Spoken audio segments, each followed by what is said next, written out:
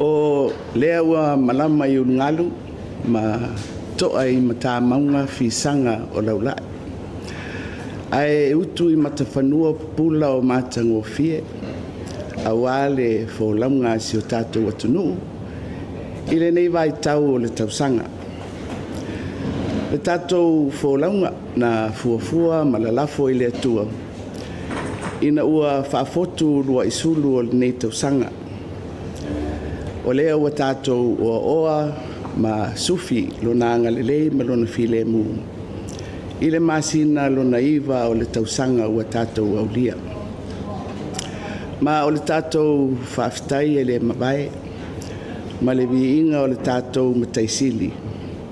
Ona o lona whaamaoni, ma lona alofa, o apelepele ina i pea lo o tau soifua, maso mātou wola. O te whaaturo watu i le fio la wafionga i le au mamalu o le malo, malau masiofo.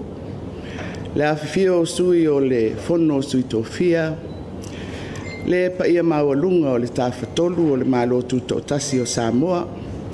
Ia i le fionga i le sui pale mia, ma minista o le kapeneta. Le awhio o le whaamasinosili. Whapea alii ma maitai o le whaamasinonga. Le awhifio sui mamalu o i tu malo e limas fultasi. Ua whirifilia mo le fono au au whaitu la fono. I le maea o le palo tetele ua fitoa maea. O sui o malo mai fafo, o whaurulunga o matanga aduenga. Ia whapea ia whalapo tonga tu maoti ma pisinisi. Le paia o taitai o ekalesia, ai maise le au whainga aduenga tutofia le atua, i le nofo a ekalesia kerisiano i Samoa.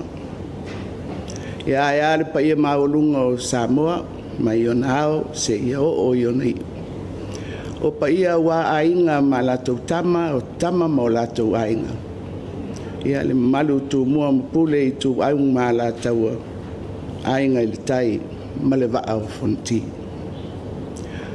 O te whaaturo atu foi, i le tapua inga le whainga malo, a tutuila ma manua. I le afio le kovana, ma le whainga malo i le pulenga whaatonu. Le whaamasinonga, ma le maota e lua o le fono whaitu la fono, a tutuila ma manua.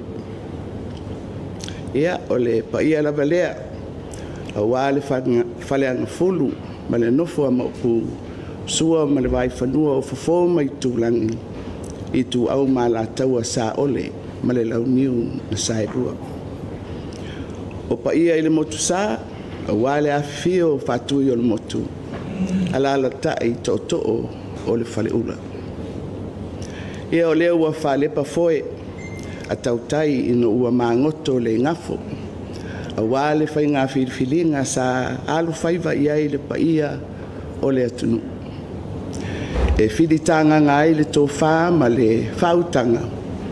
A wani sui e taua beina no fua o i tu malo e limas furutasi o le fono au au whaitu la fono a Samoa.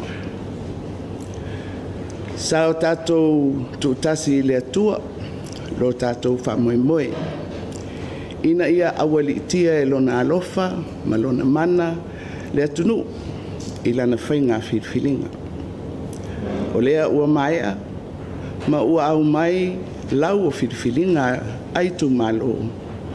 O loo maupea le tō vai, ma fusi le filemu, si o tātou atunu.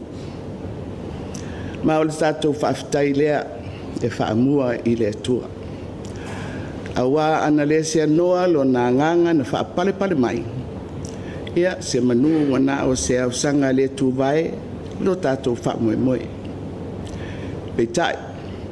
O lo na lofa ua ngonga ai le fasulu o matangi vale mani falia o i tu aso au pouri. Faftai tele i le au whainga luenga tutofia le tua. I so se whatawhaitaulanga kerisiano i le atunu. Ia ai maise o le atunu atoa. I lo outou whaitatalo ma whainga whiriwhilinga a le atunu. O te molia le whawhitai I sui uma na tausinio I le nei whainga palota. O whamalo le taupati, whawhitai le onsai, mo lo o tau pulu nau nau. E fia tautua mo o tau I tu malo male atunu.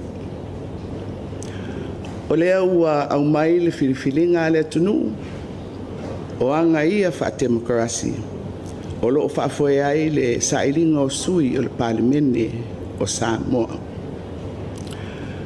O te whaamalo atu I vaenga whaupu uma sa tau wā I le nei whainga palota. O se tasi le nei o whainga filifilinga ua whaamawina ai le tele o vaenga whaupu whai sa tau wā I la au tau sui. Whaamalo I taitai o vaenga whaupu whai sa o lato taimuaina Paul Kalame ma whaalau iloa. Ao lato vaenga whaupu whai. A wale filifilinga ale atunu. Whaamalo whaafitai le whatotoa. O lea ua au mai le unga o le whainga palota. Ua ausia e le vaenga whaupu whai o le whatuatua I le atua Samoa ua tasi. Le whainu mera mawalunga o sui o I tu malo. Ma o te tauwhi I a whai lea mo tātou. Laua whionga la uli I le maniatoa, whamalo le taupati. Lau sunga tu I la epa, whapea taitai o isi vaenga whaupu whai I le nei whainga palota. Whamalo le whai o le whaiva. E le whaingofie le sailinga mafua le lei mo Samoa. Ai mai se tūlanga whataitai o le malo. Ma le fono au whai tū la fono. E sa ili le tō whawhetālai. Ma le moe whetūtūnai. Ai lautua I le poto mai le atua. E whaafoe ai le sā o le atunu. O te whawhitai le paia mawalunga o Samoa. Sa whaatino o lato wai atatau e palotaina sui o I tu malo.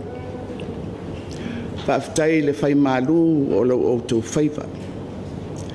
E le iai se ngā se, po ni vevesi na ali ali mai le vai aso o le palota. O le filifilinga o nofoa o I tu malo. O lo ta oto I la o tau whato whala inga. Ma o ai lava ua o tau tusi au iai. La tau te mo'omia, la o tau langolango. E una ia whatasi ati nae o I tu malo. Male atunu. E le ititi le whaafitai I le fionga I le komisina o whainga palota, malona o fisa. O le au whainga luenga ngā lulue I whale palota. O le mata ngā luenga o leo leo. O sui mai fafo, sa o lato mataitu wina le nei whainga palota. Ia mai lato uma na whaisao I le whaamoe moe o le tunu. Whaafitai le whaitaulanga, whaamalo le ngā lulue. Le ai lava se ngā luenga I le maia. Ma e si lo fia e le atua, lo o tau tauti ngā. O ia na te tauia I whamanuianga, e ala ese mai. Ia Samoa e pe ngalo e I se a. Lo wanga le lei, I le nei vai tau sa o tau ave nai le taitainga o le atunu, I le tofi palimia. Sa o tātou folau mai I le o ngā tutonu o le luafe luas fultasi. I le mai ai o luitau mawhitā. Na tūlai mai foi I le nā vai tau. O te whape atu. E le ititi la o tau langolango mai tātou malo.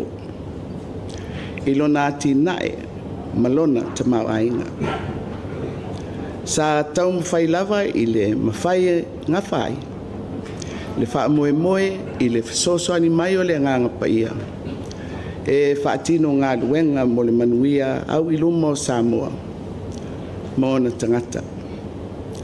Ia e whape foi i le whenga iai ma le vai fafo i malo le Pasifika ma le Lalolangi. Ina ia tū mau alunga le tātou mau e mo moli i tau au whianga titele sa au ai i ai. O le tala ave lea sa moli mai e a tātou talinga malo. Sa ngā patia ai le tunuu ia Novema o le luafe luas fultolu. I le saininga o le Samoa Agreement. Ma tunuu o Europa, whapea i tūlangi a Afrika, Karipiane, ma le Pasifika. Ia ai maise ai o ke topa o le tausanga na te anei. I le whonatanga a malo e 5 o le taupulenga a Peritania. Ia na asia ai Samoa e le o lo taiulu o malo le taupulenga. Ia o le tupulea o Peritania sa lesi le tolu mo le ulu ai taimi. E ui lea o anga masani o le tātou soifuanga. E tutupu matangi liuwa. E fisaua ina pea lo tātou wola i fita peita. E malamalama pea le nofo ali o le alofa tunoa. Awa o le atua, o le fai mea tonu, o lona malo e le mawhai o na luluina, o le pelu e maa maai. Lau fionga i le palimia filifilia o Samoa. Lau fionga la uli il maliatoa sa ngaiane ai o le tai, ma o whao Sofia moe ngā luanga, i lou tūlai e taitai le atunu. I le tofi palimia. O le tofi lena, o le tofi o Samoa, malona malo tuto tasi. O la utitalo, ia whamoemoe i le atua le ngā ruenga.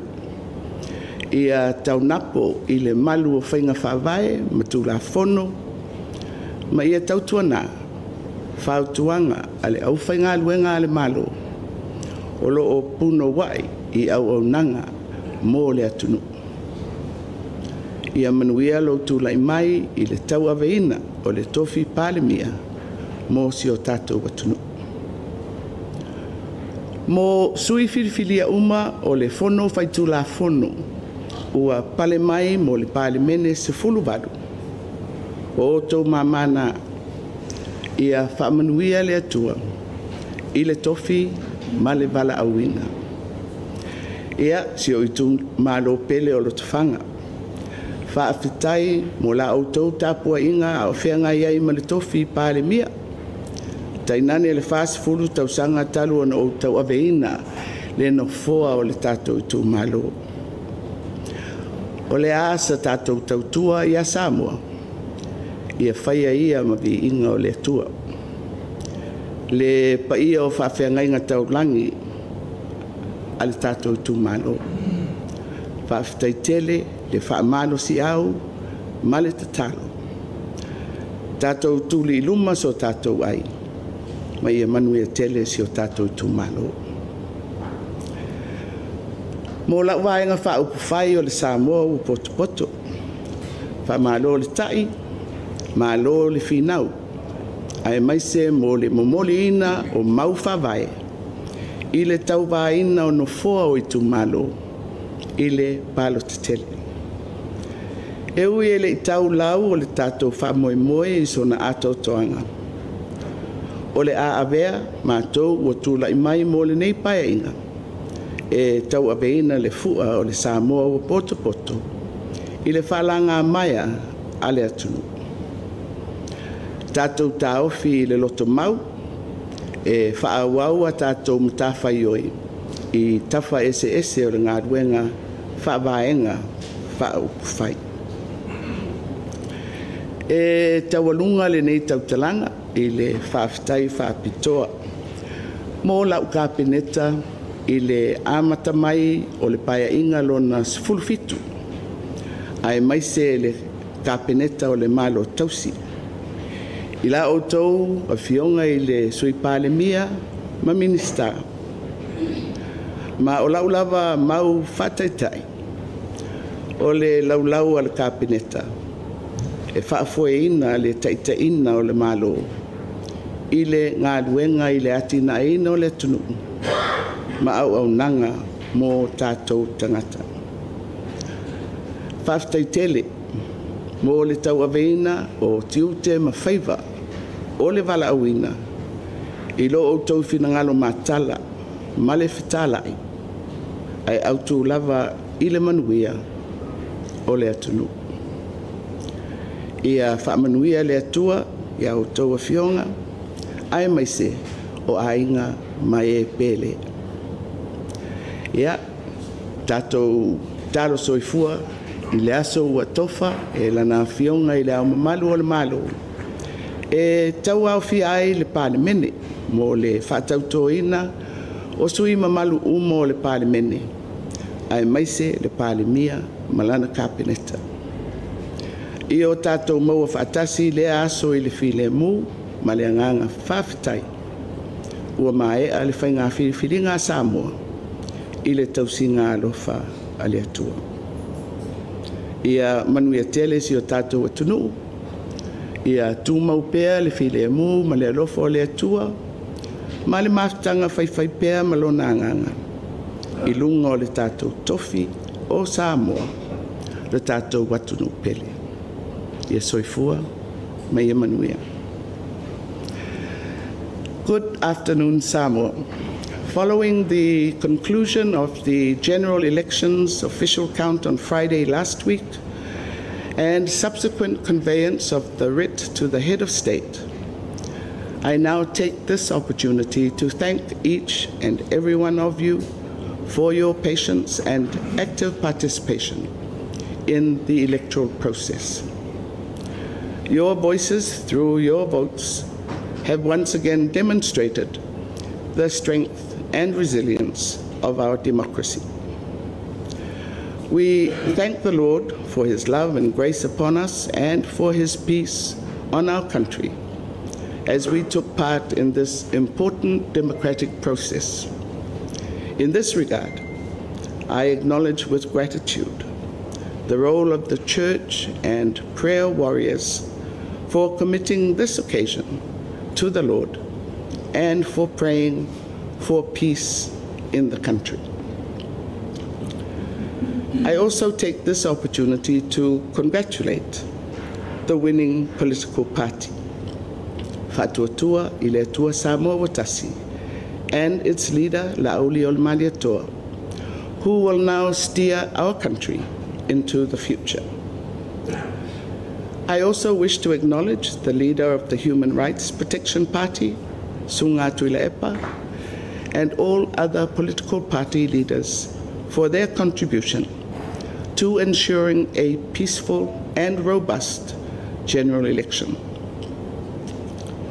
I extend my sincere appreciation to the voters who turned out to exercise their fundamental right to vote. Your voices matter, and the choices you made in electing your representatives in Parliament over the next 5 years will hopefully deliver to your expectations for a better Samoa. A very special thank you to the Electoral Commissioner and his dedicated team of officials for their tireless efforts in ensuring a free, fair, and transparent electoral process. Your commitment to upholding the integrity of our democracy in every way deserves our thanks and appreciation. To the electoral officials, the police, and all observers who participated in the elections, thank you all. Your roles were imperative to safeguarding the electoral process and maintaining order during this significant time of our country's history. May you make good on any lessons learned from the conduct of these elections. As my government prepares to complete our cabinet duties, I want to thank you, Samoa, for standing together with the government in driving what was carefully planned to enhance sustainable development and the well-being of this country. As Prime Minister, I have wholeheartedly committed to lead government in accordance with requirements of the law and policies, governing operations in a fair and equitable manner. At the regional and international arenas, I have ensured that our voice as an independent country was amplified with the collective voice of the Blue Pacific family on issues crucial for regional unity and solidarity, and to promote our priorities. That resonated with the feedback from the leaders around the globe on your consistent advocacy of our climate goals and stewardship of our ocean and protection of our biodiversity beyond national jurisdictions. Our collective efforts in successfully hosting the signing of the Samoa Agreement in November of 2023 and the Commonwealth Leaders Meeting in October of 2024 have placed us on a platform as a sought-after host for international meetings and a viable tourist destination. Our success would not have happened without public support and trust in the systems of government. Our unity as a nation that is founded on God and respect for our cultural values have shielded us from the torrents of time and challenges of our democracy. Together, we have weathered the rampage of COVID-19 and recently the dengue epidemic with the help of our development partners. What we have jointly accomplished in my term as Prime Minister shall be made for the glory of God, upon whom this country is founded. I congratulate the Prime Minister-elect, the Honourable Lauli Malietoa Lewatea Polataiwao Fosi. I pray for wisdom and courage upon you to carry the mantle of leadership with dedication and integrity. I want to acknowledge with sincere appreciation my cabinet colleagues who have served with me during the 17th parliamentary term. Thank you for your service to the country. In closing, I acknowledge with appreciation the support of my constituency, Lotofanga. We have come a long way and stood together over these many years. Thank you for your prayers, your counsel, and ready support during the 40 years I have been your Member of Parliament, and your continued support for the next 5 years. The Head of State has proclaimed next Tuesday, 16th of September, for the convening of the 18th Parliament. Let us all move forward to meet this new chapter in our country's political journey with faith, steadfast, and thankful hearts. May God bless Samoa. Soifua.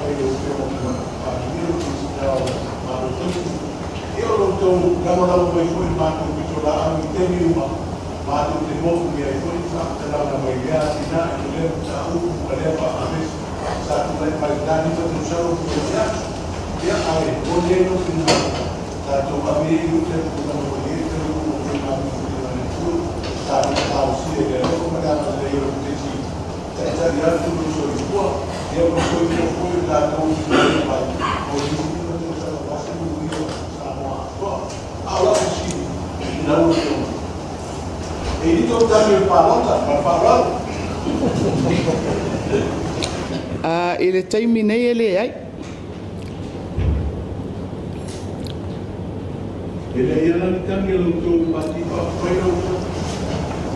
O lare si tali le te whatari mai e lo o whai atu ele ai. Ele taimi le nei.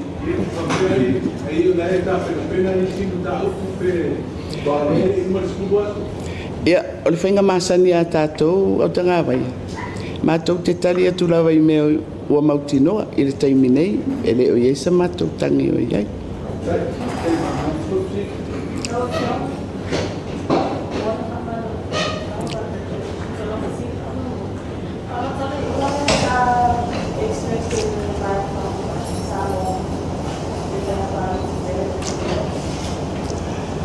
O le mātou fuafuanga a fua I mātou sui na whatu, rosi fuluonu. Ia, sa mawalunga ale mātou whamoemoe wheo lolo sia mātou whainu mea lai maua. Ai, o le mea moni a ia e pupu le taimi sa tā pena ai. Ia, a fua fo I le whainu mea, ma e ono sauwhanga mai.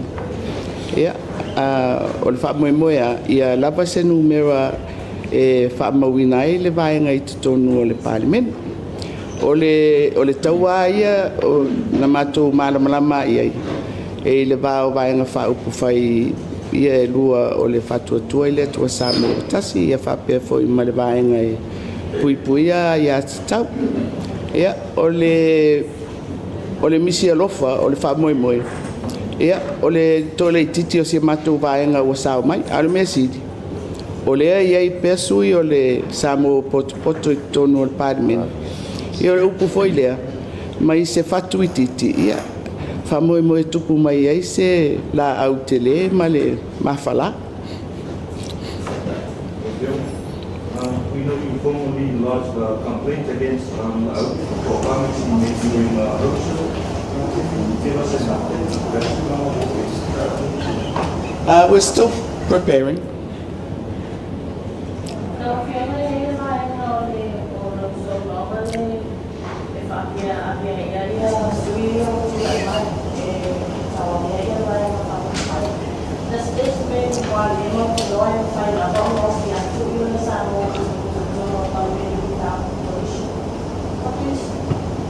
O le tulafono la vai o vaenga whaupu whai. E amana ia aloa ia I tutonu o le parliament e tatau o na valu sui. O lona winga la, mo mātou tō tolu ia ua sao mai lalo le fua le Samoa poto. E mātou te ulufale o sui tutotasi. Ia, ana lava I malamalama o mātou o sui o le vaenga whaupu whai o le Samoa poto. No, budgetary allocations for ministries finished at the end of September, and it's clear that the budget will not be announced anytime soon. Is the caretaker government taking steps to ensure funds keep flowing so civil servants can get paid and government services are not? Yes, I mean, o le whaua upea ia le tupe o lo whaanganga mo le tolu masina, le 25%. Ia ua a matauna tātou wanga ia tu le whaiui unga o le piliota lea. Ia o le alawa e maitauina. E nisi tūlanga e whawhainga tāona au sia i le whai unga o le piliota lea. I le tutongi ina o le au whengaduenga. Ia po nisi foi o au nanga foi lea e te tau ona whaawau. O lo tāpena lava ia le matanga aduenga o le tupe, whatasi ai ma le ofisa o le loia siri. I vaenga whale tūla whono. Ai ei se pau o le tupe mo mia. Ia e mawhai ona whaungaina ia nisi o la sanga whale tūla whono. Ai o te manatu. Wa o leo le a whauru whale mai tatou whainga malo fau le vai as fau. Ia tonu o le situlanga muamualia e whea ngai malatou. O le whamautu ina o ala o le talo o le tupe. E whamautino ai le soro le leipea. O le whangasoronga o ngā ruenga le malo.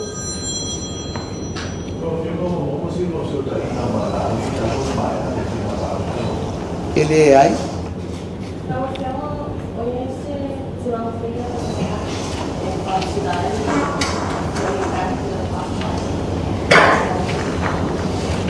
I le ala tuenga o mātou o le samo poto.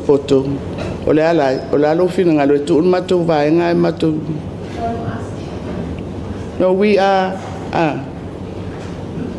samo poto. Yeah. O le mātou maulina na ave le atunu. Mai mātou te whamoe e whaawau la. How will you best describe your 4 years as Prime Minister? Any regrets? Anything you would have done differently? Yeah, o le mea o le regret. La fo fa mo o le regret. E reia sa nga na me o regret awa o mea o tupu o le mea o tupu.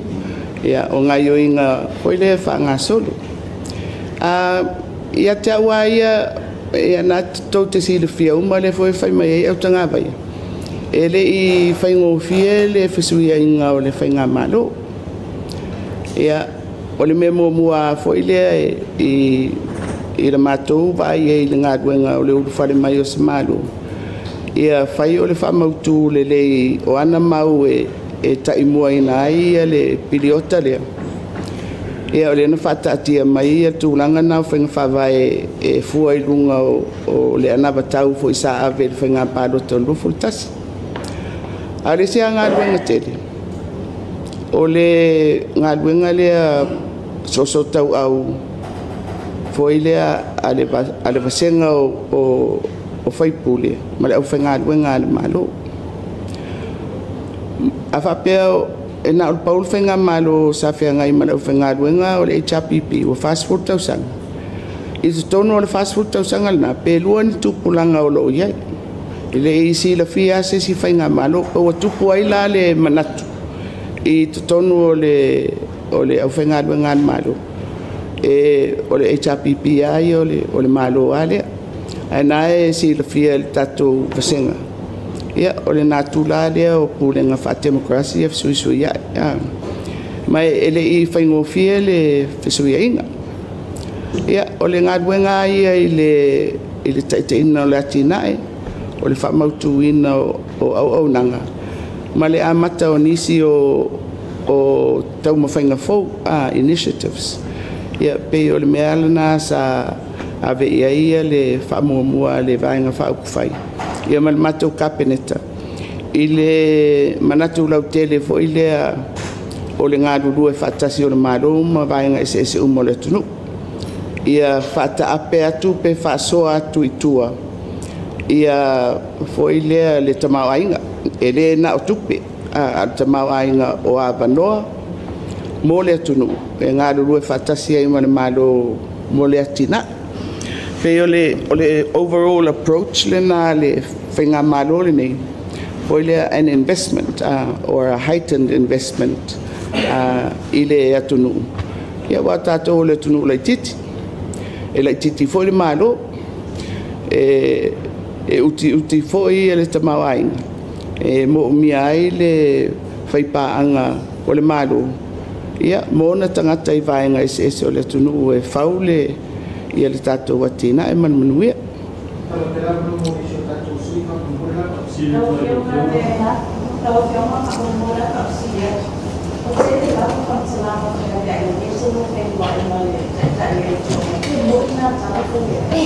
Ia, ua iei le mawhailo inga ma le sunga ia atu I le epa. E leo se mea whaasa, e pe fōlinga mai lau whaamtalanga pe se mea lea.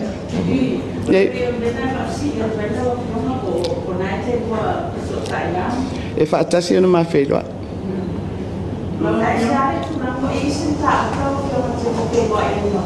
Ia, o le mataupu ai le vāo mātou ia, e leo se mataupu au tō.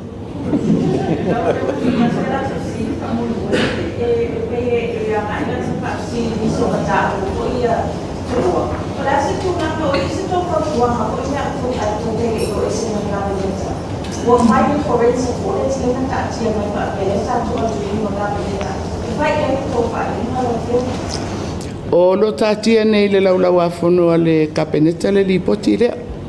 Ma ua mātou manatu. E le whaia I eisa mātou whaiunga. A e tatia se I uru whale mai ia le malo fo. E le se mātou whautuanga o whaia iai. E nā o le whamautu o laua I lunga o le laulau a whanua le kapeneta. Wa uma foi lana mātou whaita wai.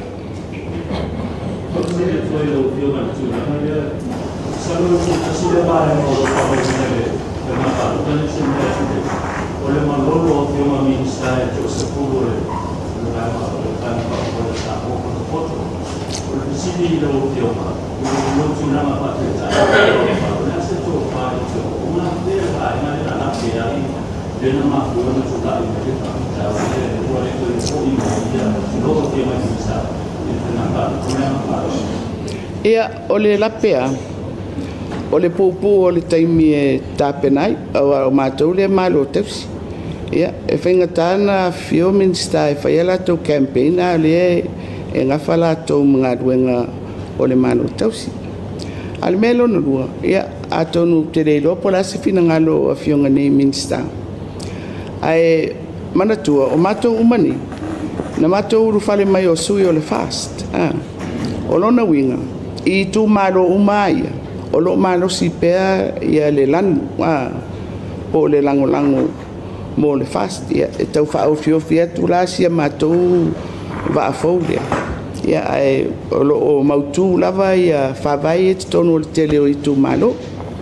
O te reilo la po se lape, pe pau lava o le mea folea o lo o tupu I le sio manga o le tātou whainga pālota, ia, ma le tau mwhai atu o vaenga whaupu whai.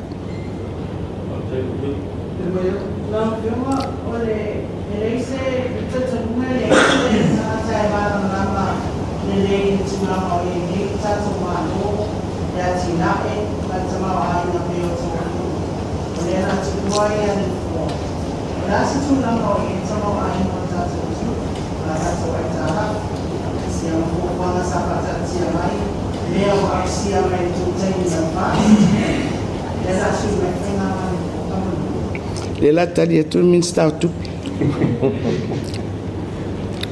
Te va quase Mike pele Mike autu. Pele Mike oelia.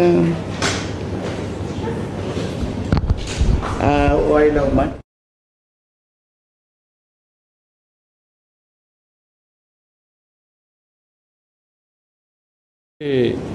O le fiafianga le le tu o le whainga malo o le tātou o le malo.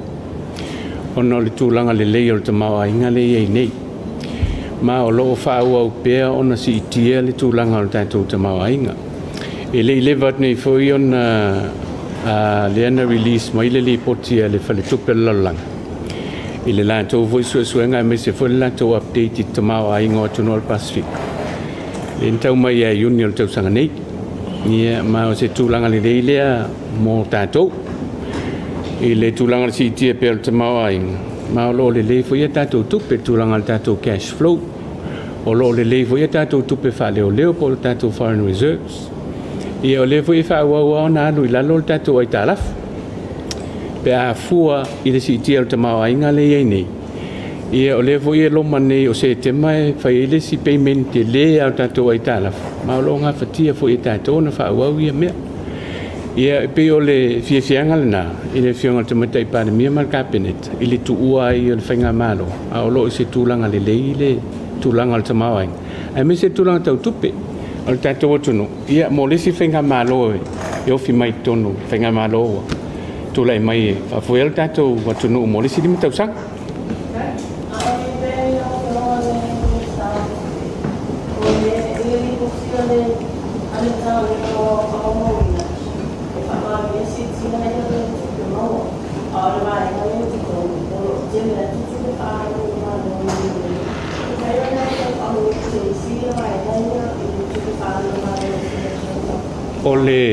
O le tūlanga lea, mane tua o le whanga soloanga luenga le malo. O le fo i whanga soloa hati na e te tele le malo. Le whaari a sila tatou tala tupelen tu atu nei tonu. Ia ele ke le se te wheseto iai. O le tūlanga manino la lea, o le si itia pea o tupe mau al tatou atunu. Ai me se lan fufu tawina leo tatou tupe whaalu. A waile ngata lai tupe whaalu ia mo au nanga mtanga luenga. A le tūlanga tā ua o ngā luenga te tele ia mo le atina. E le o iei se mea tasi o tauwhia. O lea o lo whaawau pea. Ma o lea na whaawau mai fo ia. E le kapinet, le pan mea mal kapinet. Le temi lea ua iei le malo tausi. Tūlanga lea tātou tupe o lo iei nei.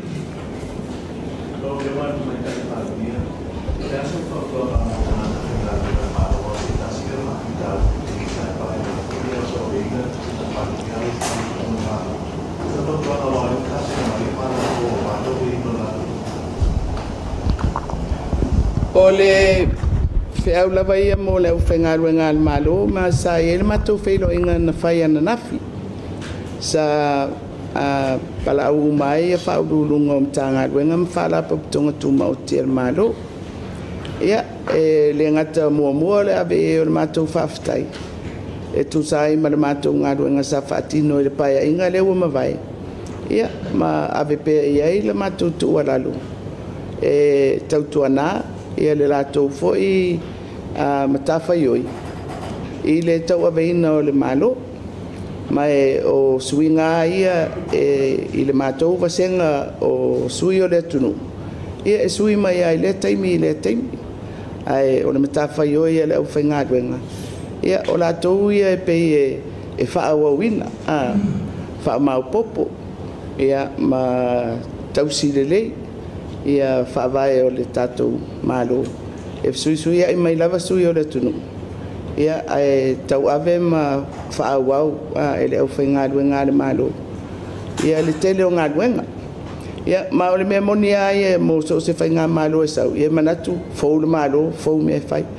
O le mea moni ai. O le tele o le ngāruenga so se whaingā malo e pale mai. O le whaawau lava o ngāruenga ua amata. Po ua lewa o na whaavai, e le mwhaina tau fia. Ana whaile nā mea. Ia, ailonga i so o awala o Samoa, pe aruaru motu, pe tūranga whapena. O lona winga, o le nā tūla le nā. E ei a mea e le mawhai o na alofia le whaawau. Ia, ai whaawhiofi atu ai fo i nisi o tau mawhainga whaavai fo i le pale mai o whainga malo ese ese.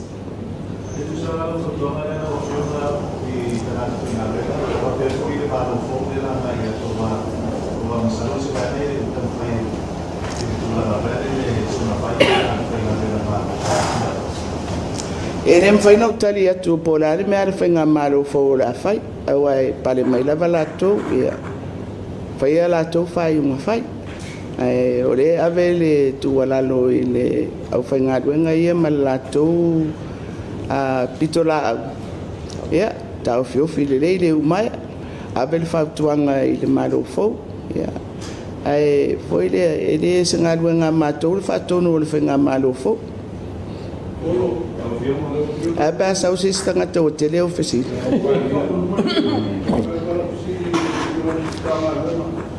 Whamon mole a whatai. O sai fia sau no?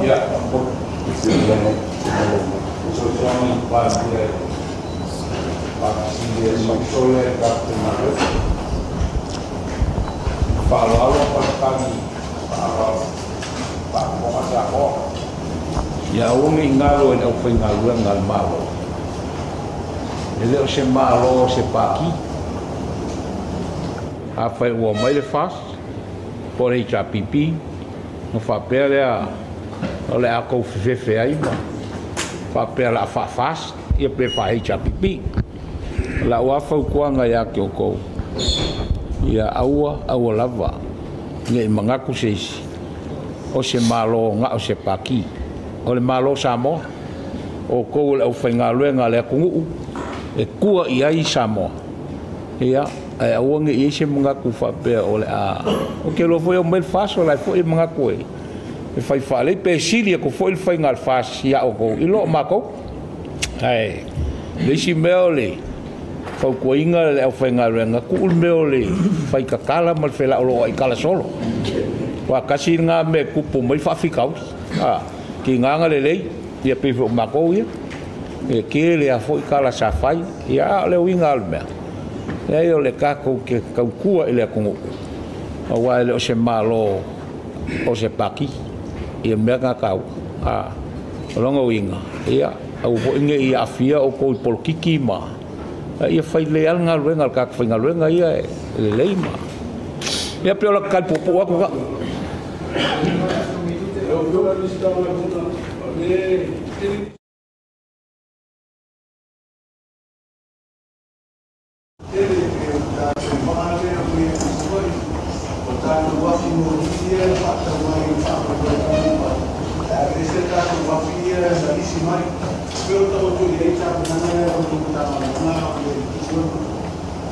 Ia, whaftai. O le lava i le tūlanga whaawau. O le ua mautu umalawa ia le tūlanga o tatou wafi mōri lea whapetau mengi a au kusu. Ia. O ke lofo i laua wanga i mai a ka kuafi keimi ngai. E whikau ia la le kaungu mai ngai. Ia a roa e suinga ka kwhainga malo. E o voi lai le ka kovaa. Ia e whapenga lava. Ia o winga ngā o le kūlanga o fisuia inga o whainga malo. Po ai lava le whainga malo o mai. Iau leo fo whakaki aku ia polo kalame ka ko whainga malo o ia ngei le ia uma. Ia o mai la ko whaawau.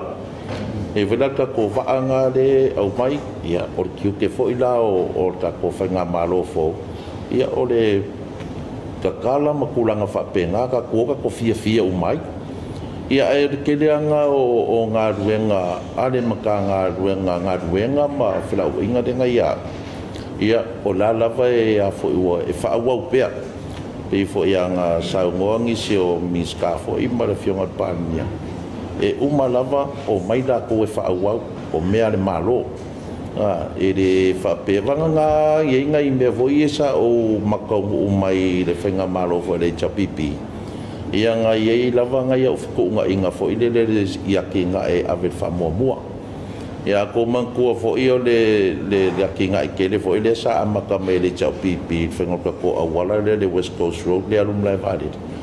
Ma ngai o ngā poro kalame ngau kau makau ngu mea mako wha wau wa mau ke loa o se mea le lei mo le atunu. Ia marikele fo i ongi se o vai. Ko wheta to o wala le tiari wa le ma te watu le o i le le o musta le vai le o i ta. O te o tau tu le wa la foi whaawau ia le whainga o tau o whonga o le vaenga le ea ngai mai le mea lai ngatai ea ngai mai i tanu ngā mongon. Ia, kasi ngā ruenga o le ua umal mākou keimi ia e mwhaiwhaianga o mata ko whainga mālo fau whaawau. O lau whioma le timista tausa, hapa e ino tausa ai sa mau atu vai no tribunal sa e tu ai ano tu mau pelo sa sesión de TDI pero lá não existe prática de lá não é mal no foi a prática foi tu sa vai para o tu está cá mas o nome do tempo vai tu ia tu filho no público o tu malo e a ver se não foi ele que tirou mas se tu também não foi luto yo fue padre de malo, era un lado del malo, y yo fue convierto en la piscina. Ia, whaftai. o nge no kwa ke lo ke pongo sa vali mai e ke lo le lua fe ma le ono na o amata i le vanga fau fai voia le STUP tonu mai le lua fe se fulu ia o soifo mako fai me fa kasi ma le tautua Samoa i le lua fe su tasi le lua fe su wono ia o mai ngā ua le ingi sui o mako tautua Samoa inga ia ngo fai ko kasi mai lola ia i le lua fe su ngo se ia o mai le lua fe su tasi longo winga wa lua pa inga i kua ngai kasi la upaya inga kuko kasi le ngā ua le kua ngai ia au saulola ia ka ko le mako le fast ia le langa upale mai ai ia le uma le fast ai oso le SUP o le mako ikele au sike pongo sa vali mai ai ngai mea ai langona lava le nganga faftai faftai fo ile tua wa mawale malo si sa o kua ka ko kungu ia o ve fo ngai kai mi o angi fale kongo fo sa kua ngai lo su kausanga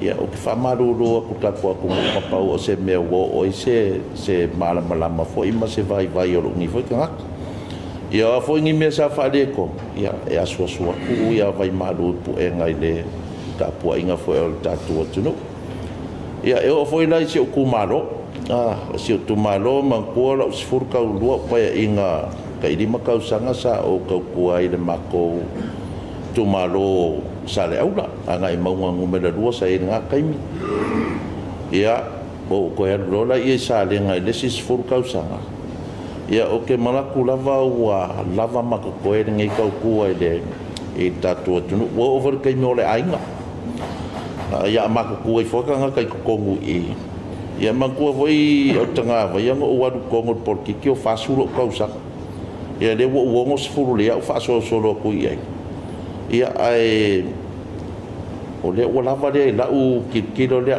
lava makoko e ia sikau kua foi a ngai ia mal mako foi ainga i lo ka ko ku i anga fa potiki ia malie manga ia foi le va ko sa u fa makalanga si ku malo e fa fta ia tuai lo tu malo sa le ngalua ia de fio o makakia mainga ma malula ka fafkai kele mo filfilingo o ngai fo i fun kausa e le la ko fa ko inga fo yo we ave mala ko kofi ia o me masang fo o la se la pe fo i ke au i le faingo lo ko ku o le au le la ko silsila ia fa manga lo me o o le afo i se me sa mo fai onga fai ko le ku malo ia ka kofi ia le ri ia al keminge ia ya ka ko walo luma ka ko sa nga o mai foi kula nga foi sa fo se petition po se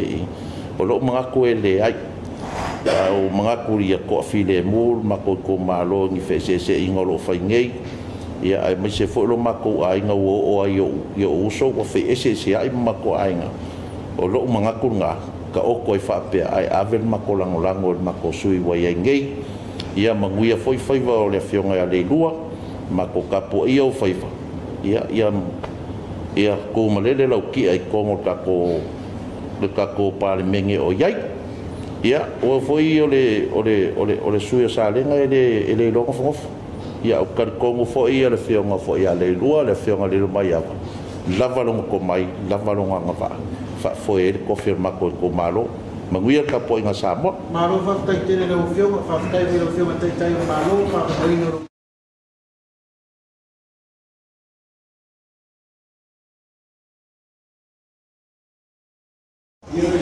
esse vai lá em tal, então tá se listado para pereta malo dessa trabalho tá sai aí que tá lá já tem da amaria vai então foi vai no tu parte vai e olhar no dois vai já sobre esse aí ele aí foi vai ele ia falar com o tudo foi fácil dois tudo e o me momo e se tangata le te fsiri ai e le oa o mau o le melona rua o lai tuto tasi mau o le foi tuto tasi matou totoru ia sui o le SUP o lona winga.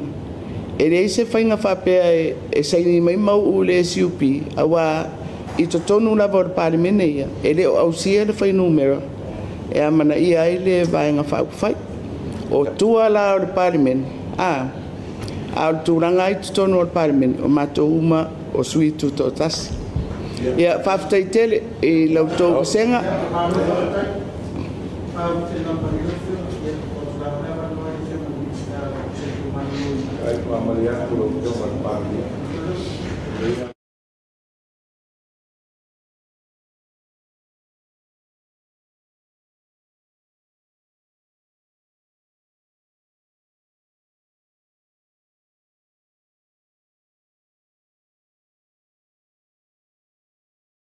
Ngi ngalo ya oko upole kungu ele si se ku fa monga mai ole kofi fai pule ele nga o minska ela ko ke ka fia pe ka o fio se kofi ska ka ko kasi